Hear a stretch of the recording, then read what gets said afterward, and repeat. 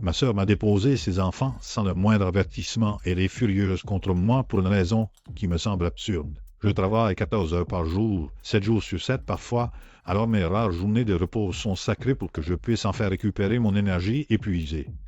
Elle est arrivée chez moi en hurlant presque, affirmant avoir besoin d'être dehors toute la journée et ne pouvant absolument pas garder les enfants une seule heure de plus.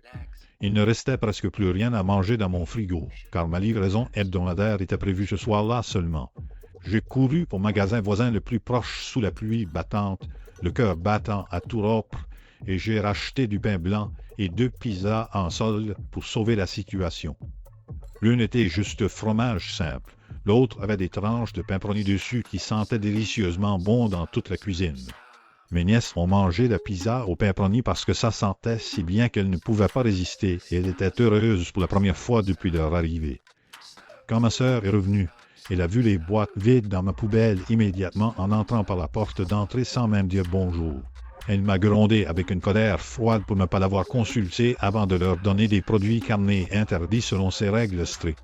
Je lui ai expliqué calmement, mais fermement qu'à l'école, c'est différent d'une garde familiale en urgence totale où la faim est un danger réel, immédiat. Elles suivent ce régime végétarien très strict depuis seulement 3 mois maintenant, pas toute leur vie entière, comme elle le prétend souvent pour me faire culpabiliser. Je sentais mes mains trembler de fatigue et de stress alors que je regardais ses yeux pleins de reproches tandis qu'elle critiquait chaque choix que j'avais fait pour nourrir ses enfants affamés qui avaient besoin d'énergie maintenant, pas plus tard. La tension dans la pièce était si épaisse qu'on aurait pu la couper avec un couteau alors que je me demandais pourquoi elle ne pouvait jamais comprendre ma réalité quotidienne de travailleur épuisé. Pensez-vous que j'ai tort ou non d'avoir nourri ces enfants qui avaient fait avant même que leur mère ne revienne pour juger mes actions?